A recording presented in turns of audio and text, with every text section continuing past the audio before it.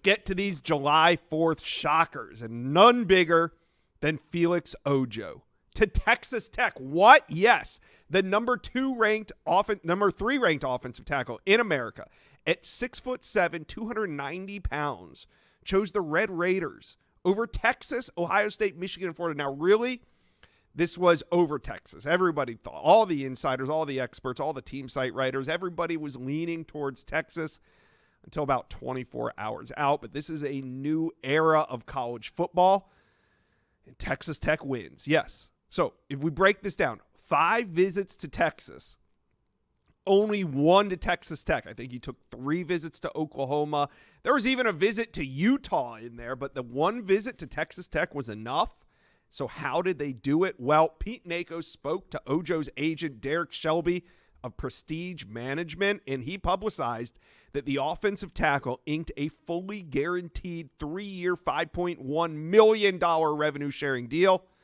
We're going to have Nakos on this week and kind of go behind the scenes of these numbers and see how it compares to guys like a Jackson Cantwell and some others. But Texas Tech isn't new to this. Remember Micah Hudson 2 classes ago, the number 2 ranked wide receiver in America, signed with Texas Tech.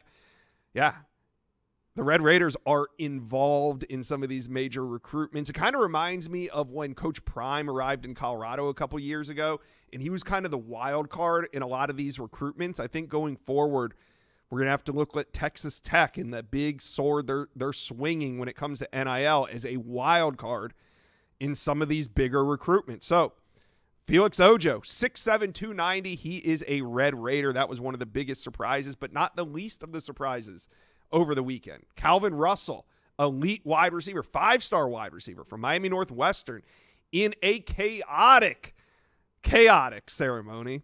He picked Syracuse over Michigan, over Oregon, Miami, FSU, others. I mean, this was a huge pickup for Fran Brown. Calvin Russell even tweeted out moments before his ceremony that he wasn't committed to anyone yet. Word was starting to leak that the Orangemen were the winner. I don't think anybody was really believing this until he finally announced around 10 p.m. Eastern. It was like a 3-hour ceremony, but Calvin Russell makes it official. He's heading to Syracuse.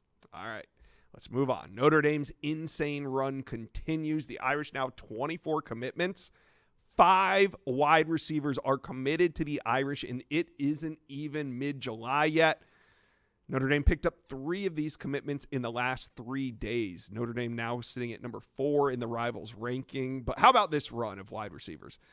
On the 4th, it was Caden Finley. On the 5th, it was Devin Fitzgerald. And on the 6th, right here on the Rivals recruiting channel, Braden Robinson rounds out that Notre Dame wide receiver class. It's just unbelievable. We're going to talk more about it with Mike Singer from Blue and Gold, but just a fun ride if you're a Notre Dame fan. I mean, we've seen these classes build in prior off seasons only to fall apart either as the season nears or during the season, but this one looks rock solid to me. All right. We had some early fireworks. Yes. Imani Ihanacho, the number 2 ranked offensive tackle in America, commits to Oregon. He didn't even have a date set. Ihanacho makes it official with Hayes Fawcett on July 3rd. He kind of jumped the line. I don't know if maybe Hayes was busy and said, hey, if you want to get a spot in here, you're going to have to do it on the 3rd. No, I'm kidding. I think Imani could pretty much commit whenever he wanted to. But the Ducks add an absolute monster in the number 2 ranked offensive tackle in America. Ihanacho's the number 4 ranked overall prospect in America. 6'7", 350 pounds, big and athletic. July 3rd, fireworks came a day early. All right, still some number 1s on the board. I know what everybody's thinking. Josh, how are you going to cover recruiting moving forward? Everybody's committed. No, they're not.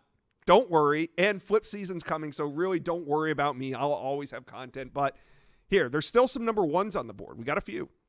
Number 1 running back, Savion Hyder.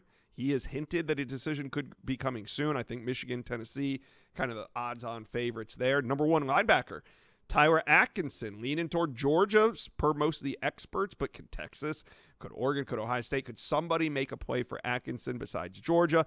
Number 1 athlete, Lamar Brown. I think that one's either LSU or Texas A&M. You got number 1 safety, Braylon Womack. I'm maybe leaning Buckeyes there. He's from Mississippi, but I think I'm leaning Ohio State. Number one interior offensive lineman. He's the last number one at his position that's still uncommitted. Darius Gray, maybe South Carolina, maybe Ohio State, maybe Georgia. We'll see what happens there. But Darius Gray is still involved. So 5 number one players at their position, still on the board, yet to drop decision dates, yet to commit. So there's still some meat left on the bone after a busy weekend. You guys talk to me. How are we feeling? What do you think was the most impactful commitment that we saw on a crazy weekend of commitments? Let me know. Comment section below.